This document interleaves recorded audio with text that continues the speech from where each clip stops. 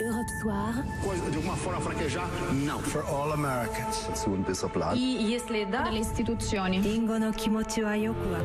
Laurent Bazin sur Europe 1. 18h50, Le Monde dans votre radio. Bonsoir Sophie Larmoyer. Bonsoir Laurent. Direction la Hongrie où Billy Elliot n'est pas le bienvenu. Je parle de la comédie musicale qui a été déprogrammée de l'Opéra National après une campagne assez odieuse, au relent clairement homophobe. Oui, vous savez, Billy Elliot, c'est ce film britannique de 2000, l'année 2000, l'histoire d'un garçon de 11 ans dans une petite ville minière du nord de l'Angleterre qui délaisse la boxe pour la danse classique. Il affronte les préjugés et finit danseur étoile. Elton John en a tiré une comédie musicale qui tourne depuis plus de 10 ans dans le monde entier.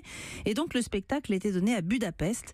Mais les 15 dernières représentations ont été purement annulées après qu'une polémique a enflé depuis le 1er juin et la publication d'un édito au vitriol dans un journal proche du pouvoir dénonçant un spectacle scandaleux. Alors, qu'est-ce qu'il y a de scandaleux aux yeux de cet éditorialiste, en tout cas dans Billy Elliot? Alors, pour l'auteur de cet édito, Billy Elliot troque les gants de boxe contre les chaussons de ballet. Il danse plutôt avec les filles. Dans une scène, il enfile des habits de filles. Le slogan de l'histoire, c'est « Ose être toi-même ». Bref, la comédie musicale ferait la promotion de l'homosexualité, inacceptable dans un contexte où le gouvernement veut inciter à la natalité parce que la population hongroise diminue. La Hongrie serait par ailleurs menacée, je cite, par une invasion étrangère. Le journal proteste contre le fait qu'un théâtre subventionné tente ainsi de marquer l'inconscient des jeunes enfants.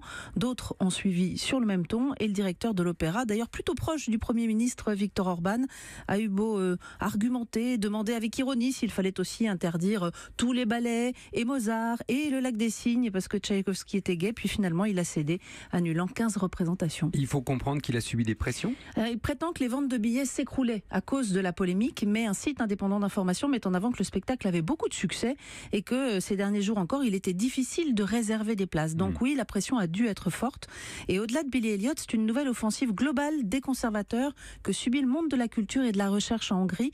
Viktor Orban a été confirmé par les urnes, vous savez, il y a 2 mois. Alors ses partisans n'hésitent pas à mettre en avant le respect de la démocratie pour réclamer qu'on fasse enfin taire ceux qui ne pensent pas comme lui, soit en leur coupant les subventions, soit en jouant de la discrimination publique.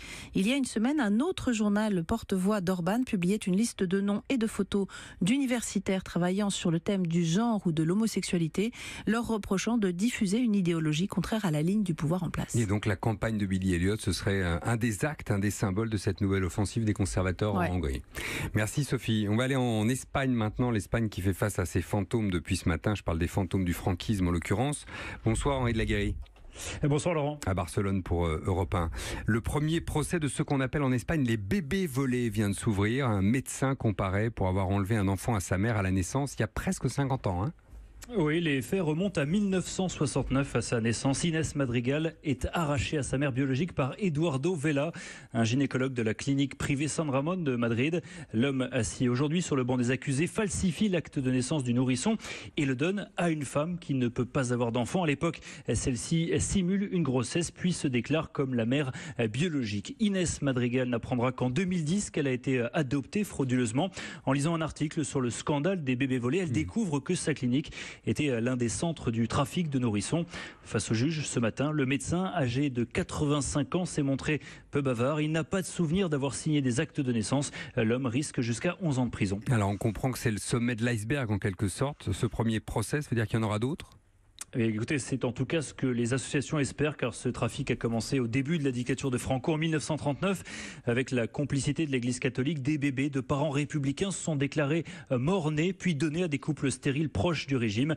Au fil des années, dans un climat de répression morale, ce sont les femmes enceintes célibataires qui deviennent ensuite les principales victimes de cette pratique. Le trafic se poursuit jusqu'à la fin des années 80 pour des motifs économiques. On sait combien d'enfants ont été victimes de ce trafic au total ? Plusieurs dizaines de milliers de bébés ont été volés selon les associations. Pourtant, malgré l'ampleur du scandale dénoncé pour la première fois, tenez-vous bien, en 1982, aucune des 2000 plaintes déposées n'avait abouti avant celle d'Inès Madrigal. Souvent, les faits sont prescrits, les preuves manquent.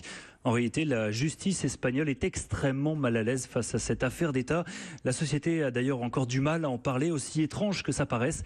Le sujet ne faisait la une d'aucun journal dans le pays ce matin. La télévision publique en a parlé à midi, certes, mais c'était seulement à la fin de son journal. Les fantômes honteux de l'Espagne, d'une certaine manière. Merci Henri de la Guérie, depuis Barcelone, pour Europe 1. Encore quelques nouvelles, Sophie. Au Malawi, d'abord, 6 personnes atteintes d'albinisme se présenteront aux élections présidentielles et parlementaires en 2019 et ça a l'air d'être une première, en tout cas quelque chose d'assez nouveau. C'est une association de personnes albinos qui fait cette annonce. L'idée, évidemment, c'est de combattre la stigmatisation et de mettre fin aux enlèvements et aux meurtres dont ils sont victimes à cause de croyances véhiculées par les sorciers locaux dans pas mal de pays d'Afrique. 22 meurtres ont été répertoriés ces 4 dernières années et des dizaines de personnes sont portées disparues. Le Malawi, c'est l'un des pays les plus dangereux au monde pour les personnes porteuses d'albinisme. Sophie Larmoyer, merci beaucoup. À demain, Sophie. À demain.